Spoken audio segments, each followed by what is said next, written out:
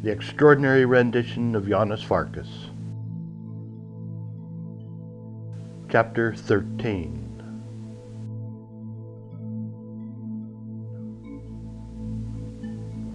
He was not a man who could make a plan, but a good man to follow one, a man who could go from A to B to C in the sequence required following the information he had been given. A took him to the music and internet cafe where Ein said she and Janos had seen the poster advertising the play.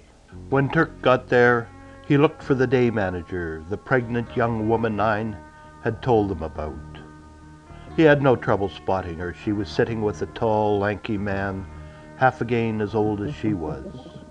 His head was shaved and on one side was tattooed with a stylized, fascist-like bat. He had a too large nose, lopsided smile, and eyes that looked as though they had not recently seen sleep. They were having a one-sided argument. The man was not participating. Turk looked at the posters, notices, and messages on the notice board while he waited for the man to leave. He did not have to wait long. The man got up while the woman was still in full voice, kissing her as if to convey love, although more likely to keep her quiet, and patting her stomach as if to convey ownership, or perhaps just responsibility. Before the woman had time to move, Turk was in the man's chair. The woman, still flushed with argument, gave him an acid stare.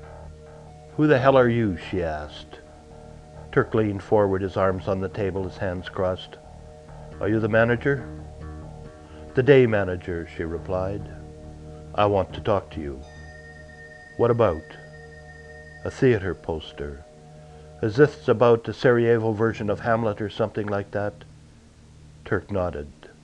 "I'll tell you the same thing I told the cop and the woman yesterday. People put posters up. People take posters down. They don't ask permission. Sometimes I look at them, sometimes I don't. I have nothing more to say than that. Now bugger off, I've got work to do." She went to get up, but the action was short-lived. Turk leaned forward almost intimately, putting his hands on hers. He started to squeeze. "You're hurting me," she said, the anger in her eyes, the fight changing to something else. "What did the woman with the policeman look like?" "I don't remember." "Try," Turk said as he tightened the squeeze. The extra pressure seemed to refresh her memory, and she not only described Ein, but the policeman with her. "What did you say to them? I don't think you would have told the policeman to bugger off." "Nothing." Nothing was not an answer Turk was willing to accept, and the pressure increased.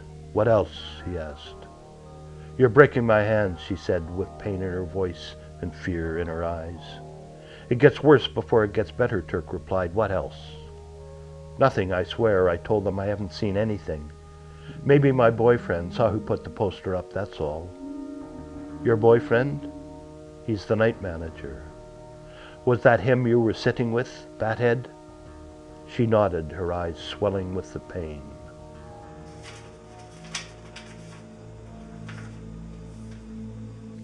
It took Turk more than 40 minutes to get to the apartment building in East Berlin where Bathead and the pregnant girl lived. He could have gotten there quicker, but he went here and there, never taking the direct route, always watching that he was not being followed. It was a habit now that was too ingrained to break. Turk walked by the building, looking for a place to sit and watch for a few minutes, to see if there were any danger or traps he should know about before he entered. His watching and waiting paid off. A Volkswagen pulled up outside the building. A man got out. It was Breuler, the policeman who had been watching Ein. Turk saw him enter the building and was glad that he had not gone in first. It was less than 10 minutes before the policeman came out. 5 minutes later, Turk was in.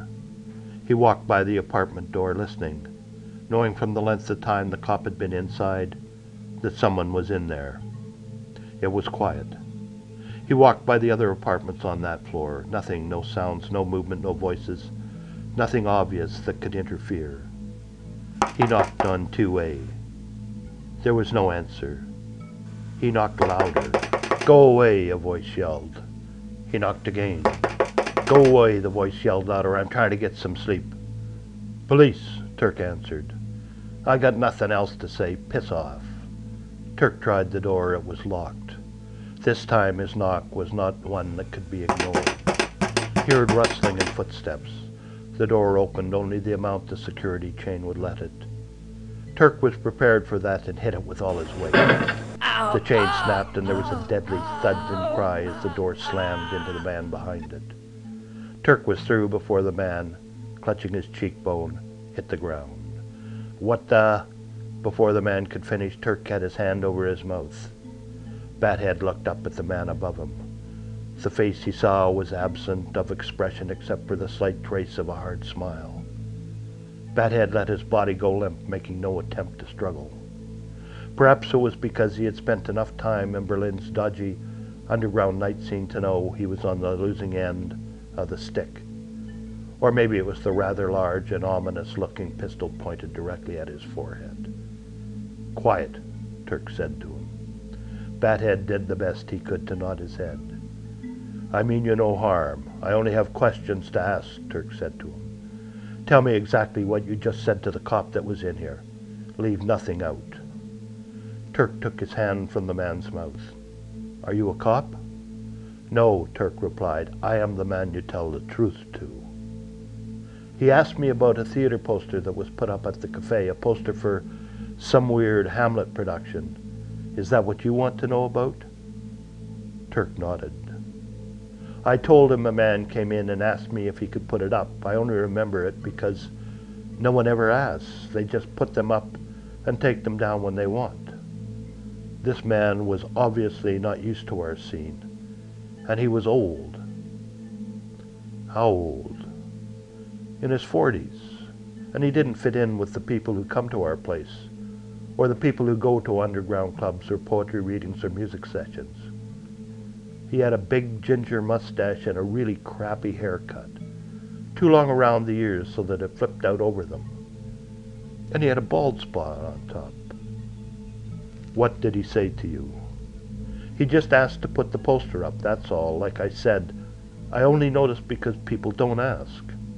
I watched him do it. He put it right in the middle over some other things.